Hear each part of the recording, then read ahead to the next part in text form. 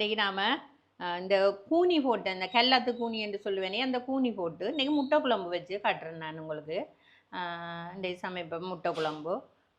இதுக்கு தேவையான பொருட்கள் முட்டை, அவிச்ச முட்டை, கூனி, சின்ன வெங்காயம், தலைப்பால், அதோட விரும்பினாக்கள் வெள்ளைப்பூடு போடலாம், விருப்பமில்லாதாக்கள் விடலாம். அதோட கொருக்காயும் போடலாம், பழப்புளியும் போடலாம். நான் கொருக்காய் தான் போடுவேன்.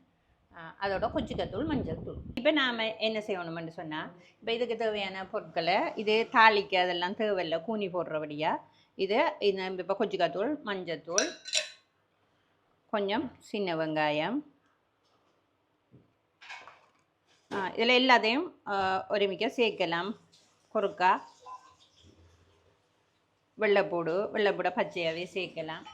இதுக்கு கொஞ்சம் தண்ணி விடுவோம். நாங்கள் தண்ணியும் விட்டு விரும்பினாக்கள் தண்ணி பாலும் விடலாம். தேவையான அளவு உப்பு, தேவையான அளவு தண்ணி விட்டால் சரி. விட்டு இது கொதிக்கணும். இதை நாம் அடுப்பில் வச்சு கொதிக்க வைப்போம். நாம் இந்த கறி இப்படி கொதிச்சு கொண்டிருக்கக்குள்ள நாம் இந்த நல்லா கசக்குன்னு அந்த கூனியை இதுக்குள்ளே போட போகிறோம். இதை போட்டு ஒரு கொதி வந்த பிறகு இதை போட்டுட்டு இப்போ நாம் தலைப்பால் விடலாம். கொதி வந்துட்டு இப்போ நாம் அதோட தலைப்பால் விடுவோம். இது நிறைய நேரம் எடுக்காது இந்த கறி சமைக்க. இதுக்குள்ள நாம் நம்மளோட இந்த அவிச்ச முட்டையில் ரெண்டாக வெட்டி வச்சிருக்கிறோம். இப்படி ரெண்டாக வெட்டி போட்டால் தான் அதுக்குள்ளே எல்லாத்துக்குள்ளேயும் போய் அந்த குழம்பு போய் நல்லா இருக்கும். இப்போ அதை நாம் கறிக்குள்ளே போடுவோம். போட்டுட்டோம். நாம் நம்மளோட கருவேப்பிலையை போடுவோம். இதுக்குள்ளே போட்டு ஒரு கொதி வந்த பிறகு இதை இறக்குனோம்னா சரி. கொஞ்சம் குழம்பு கூட இருந்தால் நல்லா இருக்கும் அந்த குழம்பு ஊற்றி சாப்பிட்றதுக்கு.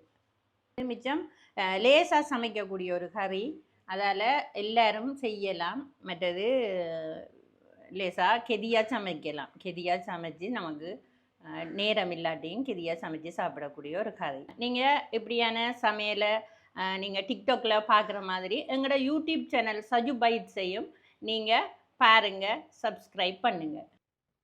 ஓகே, இப்போ பார்த்தீங்கன்னா நம்மளோட அம்மா நமக்கு வச்சு தந்த முட்டை குழம்பு இறால் கூனி போட்டு. ஸோ கல்லாத்தில் ஃபேமஸான அந்த இறால் கூனி போட்டு முட்டை குழம்பு. நீங்கள் முட்டை குழம்பு சும்மா வைக்கலாம், ஆனால் இதை மணப்புன்னு சொல்லுவாங்க. இந்த மணப்பு போட்டு வச்சிங்கன்னா வேறு லெவலில் இருக்கும். இதெல்லாம் சும்மா மட்டக்களப்பு சமையலில் ஸ்பெஷலான ஐட்டங்கள். ஸோ வாங்க டேஸ்ட் பண்ணுவோம்.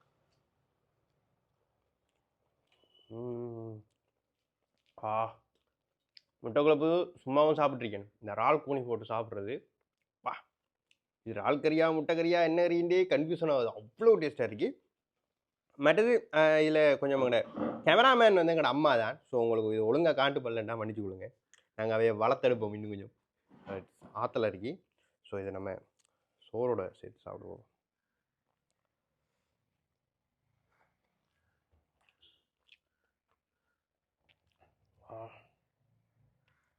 வெறும் குழம்போடைய சோறு சாப்பிடலாம். இந்த ஒவ்வொரு இதுக்குள்ளேயும் அந்த கூனியோட வாசம், அந்த ஃப்ளேவர் வேறு லெவலில் இருக்கு.